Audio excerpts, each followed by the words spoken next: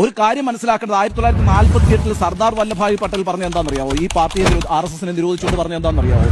RSS is spreading communal poison എന്നാണ് പറഞ്ഞത്. അത് പറഞ്ഞത് ഇന്ത്യയുടെ ആഭ്യന്തരമന്ത്രിയാ സർദാർ വല്ലഭായ് പട്ടേലാ പറഞ്ഞത്. 1948 പറഞ്ഞത് കമ്മ്യൂണൽ പോയിസൺ, വർഗീയ വിഷം പ്രചരിപ്പിച്ചുകൊണ്ടിരിക്കുന്ന ഒരു പ്രസ്ഥാനമാണ് RSS എന്ന്. ആരോടാ പറഞ്ഞതെന്നറിയാവോ?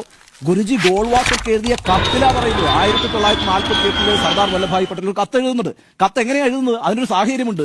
48 ഗോൾവാക്കർ അങ്ങോട്ടൊരു കത്ത് എഴുതുന്നുണ്ട് പട്ടേലിന്. എന്നിട്ട് ആവശ്യപ്പെടുന്നത് എന്താണെന്നറിയോ? RSSന്റെ ബാൻ ഒന്ന് മാറ്റിത്തരണം. മാറ്റി തന്നാൽ കമ്മ്യൂണിസ്റ്റുകളെ ഈ രാജ്യത്ത് നിന്ന് ഉച്ചാടനം ചെയ്യാൻ ഞങ്ങൾ സർക്കാരുമായി കൊളാബറേറ്റ് ചെയ്യാം എന്നാണ് അന്ന് ഗോൾവാക്കർ വെക്കുന്ന ഒരു ഉപാധി.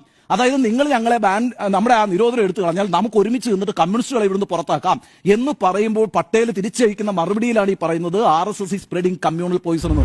ഇപ്പൊ തുഷാർ ഗാന്ധി പറഞ്ഞത് അത് തന്നെയാണല്ലോ.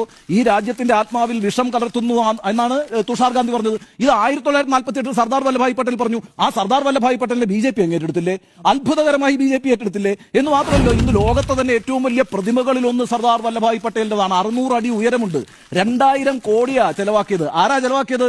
നരേന്ദ്രമോദി. 2013 ഗുജറാത്തിലെ മുഖ്യമന്ത്രി ആയിരിക്കുമ്പോൾ നർമ്മദയുടെ തീരത്ത് തറക്കല്ലിട്ടിട്ട് ഇന്നിപ്പോ ലോകത്ത് തന്നെ ഏറ്റവും വലിയ പ്രതിമകളിൽ ഒന്നായിട്ട് നിൽക്കുന്നത് സർദാർ വല്ലഭായ് പട്ടേലിന്റെ പ്രതിമയാണ്.